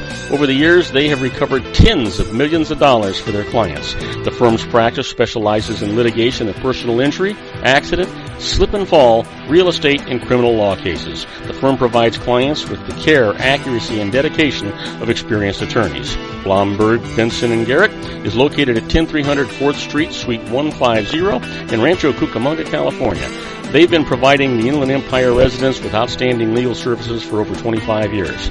They look forward to providing you with aggressive legal representation. Call them at 909-945-5000, where you can talk to a person, not a machine. That's 909-945-5000, the law offices of Blomberg, Benson, and Garrett. And now let's get back to our show where we talk about politics, money, and you. And I am Robert Cardoza. You're listening to Robert Cardoza Live on the street at the intersection of business and politics. We're at 4:40 p.m. Pacific time. It is currently 68 degrees here in the heart of the Inland Empire in sunny Southern California. Well, I want you to know, this is, I love this part of the show, and I hope you do too. You know what today is, right? Sure you do. It's Monday, and it's October the 5th, right? Yeah, it's also somebody's birthday.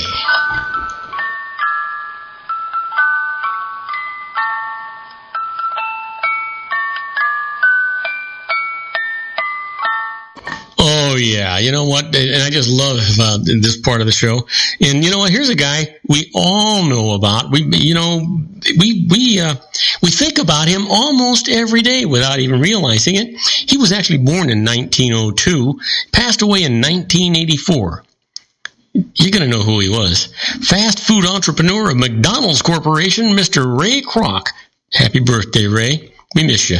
And also born in 1937, a former football coach who was one of only two head coaches to win both the college football national championship and the Super Bowl. Happy birthday, Barry Switzer. And here's another good looking one, right? And independently wealthy, born in 1983, a fashion model, socialite, celebritante, entrepreneur, heiress, and fashion designer. She is the young sister of Paris. Happy birthday, Nikki Hilton. Yeah. And let's talk about this. Today in history, October the 5th, 1947. The very first televised White House address is given by U.S. President Harry S. Truman. Yeah, and that's something. And in 1969, the very first episode of the famous comedy show Monty Python's Flying Circus aired on the BBC. And then on October the 5th, 1970, PBS became a television network. And then finally, 1991, the first official version of the Linux kernel, version of 0.02, is released. Okay, so you know what? Today's quote comes from Donald Trump. We all know who that is, right? Well, Donald Trump says, everything in life is luck. Yeah. Well, I can tell you that all luck is when hard work and preparation meets opportunity. That's what luck really is. Now, let's talk about the secret daily teaching for your life. And, you've heard me talk about it all the time. It's all about positive mental attitude. The secret teaching today is anytime you look at yourself with critical eyes, switch your focus immediately to the presence within, and its perfection will reveal itself to you. As you do this, all imperfections that have manifested in your life will dissolve because imperfections cannot exist in the light of this presence. Whether you want to regain perfect eyesight, dissolve disease and restore well-being, turn poverty into abundance, reverse aging and degeneration, or eradicate any negativity, focus on and love the presence within you, and perfection will manifest. I'm telling you, folks, sounds odd, doesn't it? But it works. It really works. Well, let's talk about the Harvard Business Tip of the day. And the management tip today is the right way to switch jobs. There is one. Everyone has advice about the best way to switch jobs. But how do you know who's right? If you're thinking about leaving, here's what the experts say that you should know. Staying at a job for 1 to 2 years is no longer necessary. 70% of people quit their jobs within 2 years, so employers have become more accepting of job hopping. Consider telling your boss you're looking for a new job. She may want to try to keep you by offering more money or flexibility. But be wary of accepting your company's counteroffer.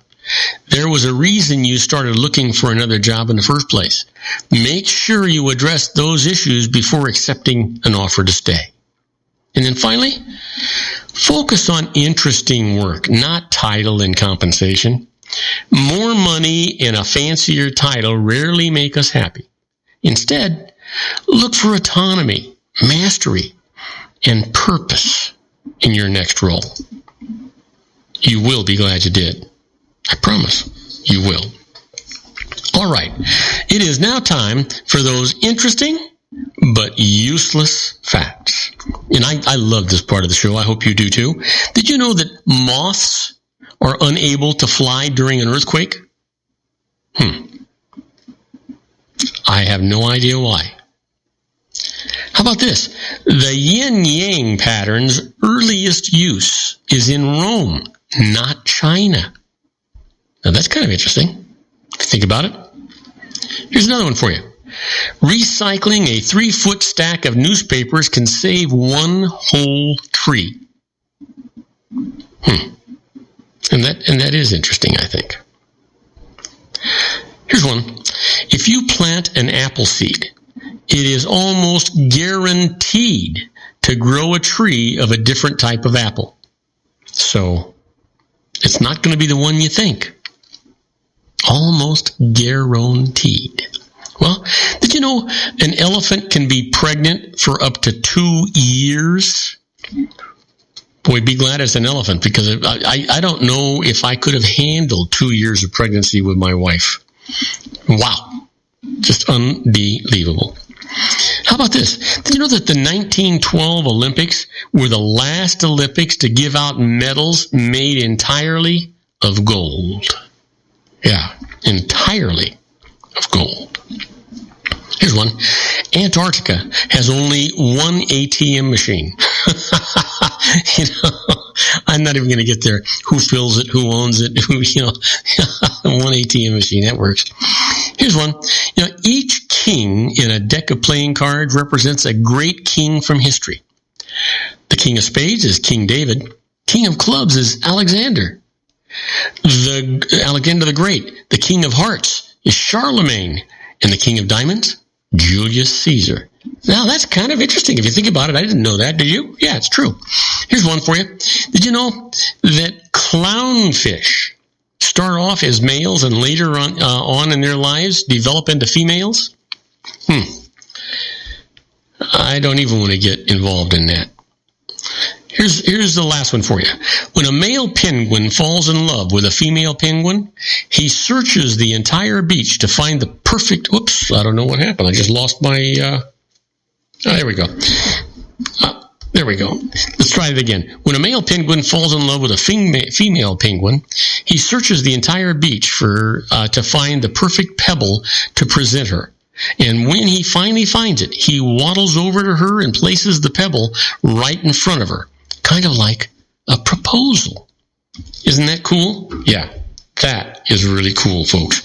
Now, do not go away. When we get back, I'm going to deal with the emails for today. The first one is going to be Kalina Ricks from Grisham, Oregon, asking about the tax treatment of gold. I'll tell you all about that right after these brief messages. Do not go away. Isn't it time to shine the spotlight on your expertise? The Interview, starring you. Here's your chance to capture 5 minutes of fame with The Interview. This isn't just any interview. This is your opportunity to showcase your expertise and position yourself as a trusted expert in a one-on-one video interview hosted by Robert Cardoza, host of the nationally syndicated show Robert Cardoza Live and powered by AHA Studios. What is it? A professionally recorded video for your use. Robert Cardoza interviews you on the set where he records his show. Professional interview showcases your expertise and value, shot in a state-of-the-art studio. And what's in it for you? Gain credibility as an expert, earn the trust of your target market, educate in a way that intrigues your audience, gain a powerful marketing tool that offers dozens of uses, website, video sharing sites, social media, email, DVDs, direct mail, lobby video, resumes, profile building, all that kind of stuff. Association with the nationally syndicated celebrity. That's right. And let's talk about AHA Studios. AHA is a strategic marketing firm that leverages the powerful and visual persuasion to help your business create powerful messages that connect with your target market. AHA ventures way beyond strategy, delivering the marketing collateral you need to start driving a new business through your doors. AHA has a full-service, in-house, state-of-the-art production studio to bring your messages to life using video. Discover how to make The Interview work for you. Call 949-831-2682 949-831-2222. That's 949-831-2222. Aho Image Studios, Incorporated. Dr. Stephen Tidwell, Gentle Family Dentistry in a caring, personalized environment. Here at Dr. Tidwell's office, we are dedicated to helping you keep your teeth healthy. We are a state-of-the-art dental practice that still believes in traditional values, such as excellent customer service and individual attention. We have a special welcoming offer for you for just $39. A complete exam, personal consultation, professional cleaning, and all necessary x-rays. That's a $266 value for $39.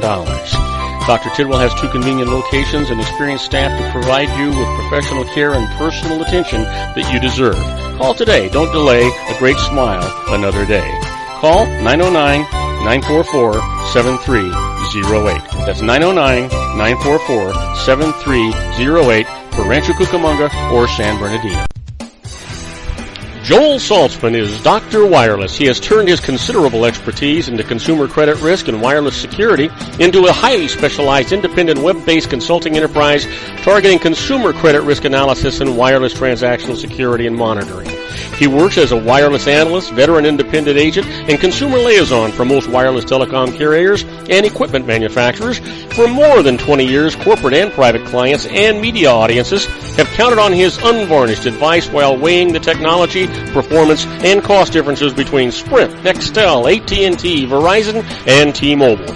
Joel specializes in setting up mobile wireless hotspots to be used for disaster preparedness, business continuity, and mobile wireless merchant processing solutions. Call Dr. Wireless at 310-400-4900 or go to his webpage at drwireless.com. Again, call 310-400-4900 or his webpage at drwireless.com. You'll be glad you did. And now, back to our show. And I am Robert Cardoza. You're listening to Robert Cardoza live on the street at the intersection of business and politics. We're at 4:52 p.m. Pacific time. Currently 68 degrees here in the heart of the Inland Empire in sunny Southern California. Well, waiting in the wings is my good buddy John Matthews, who does his show, The Conservative Syndicate, every Monday, Tuesday, and Wednesday from 5 p.m. to 7 p.m. Pacific time. You know, in case you haven't wondered or haven't guessed, that's right immediately following this show. And just go to John's website at theconservativesyndicate.net and hit listen live. You'll be glad you did. Hey, John, what's on the agenda for tonight? Well, there's storms on the East Coast, and I think it's so indicative of the storms that are going on in the political circles right now. Hurricane warnings, everything else. There's a sense of desperation in the air out there, so we're going to be talking about it tonight. Planned Parenthood is trying to, if I can use a pun here, abort the problems that they're having, and they're trying different strategies. The hearing last week, we're going to talk about that, how they're trying to downplay the statistics that show that their services are decreasing, but their abortions are increasing, and that came up in the hearing last week. They're trying to fend that off, and of course, the revelation of Mark Meadows, Congressman Mark Meadows, who's part of the panel there, has some issue with a sexual harassment case with one of his staff members, means, of course, that Planned Parenthood is not guilty. You know, they're trying to play that game. We're going to be talking about Hillary, of course, some of the things that's going on with her campaign and the emails and everything else. They're now they're going to release some of the transcripts of the Benghazi hearings that were all super secret until Hillary found out she might be able to use them for damage control. So we're going to be talking about that. And of course, the RNC is making even more rule changes on the primaries to try to ensure that one of their people gets selected. So that's pretty much what we're going to be doing. How are you going to? You're certainly not going to get that all done today. That must be this week's topic. I'm sorry? I said you're certainly not going to get that all done today. That's got to be this week's topic. Well, yeah, we put them out there, and then as we exhaust the topics, we touch a little bit on each of them every day as much as we can. And by the end of the week, everybody knows pretty much what's happening. So, yeah, we may or may not, we never know how it's going to go. Well, listen, I want to remind everybody that John's show, The Conservative Syndicate's on Monday, Tuesday, and Wednesday from 5 to 7 p.m. Pacific time. It's immediately following this show. So, go to John's website at theconservativesyndicate.net and just hit listen live, and you'll be able to hear tonight's show. And don't forget, I'll be on John's show Wednesday right after my show. So I'm looking forward to that. Hey, John, have a great show tonight, and I'll talk to you soon. All right, take care. All right, buddy, take care. Okay, so that's my good buddy John Matthews, and let's talk about the emails for today. You know, it's an entertainment section of the show, and we do our best to give you the best show that we can, but I want to remind you that it's sometimes the information that you folks provide to us just a little sketchy, so we do the best we can, but we always encourage you to talk to a licensed professional. They're always going to save you more money than they cost you, and you'll be glad that you actually did that. They give you peace of mind, and they're going to be responsible for what they tell you. Now, my first email today comes from Kalina Ricks from Grisham, Oregon, asking about the tax treatment of gold, and says, I want to buy gold as a safe investment, but I've been told that it doesn't qualify for capital gains tax treatment. Is this true? Kalina, gold bullion is the collectible upon which the top long-term capital gain tax is 28% instead of the normal 15%. Now, the same tax rate applies to gold coins and exchange-traded funds, a form of tradable securities that track the price of gold. You can still profit from gold at that 15% long-term capital gains tax rate by investing in gold mining companies or in mutual funds that specialize in holding the stock of those kinds of companies. Now, capital gains realized on their shares is taxed just like on any other corporate shares, but their share prices are highly correlated with the price of gold. So you'll get the best of all worlds there. I think that that's most likely what you're going to be wanting to accomplish. Now, next email comes from Andrew Rodriguez from Cortland, New York, asking about gifts of tuition, and says, my grandson is about to go to college where the annual tuition is well over $13,000. If I pay it for him, will I be making a taxable gift? Andrew, no. Not if you make the payment directly to the college. Now, generally, gifts exceeding the annual gift tax exempt amount of $13,500 per year per giver to any one recipient must be reported by the giver on a gift tax return. But payments made on behalf of an individual directly to an educational or medical institution are not deemed to be gifts to the individual and are tax exempt.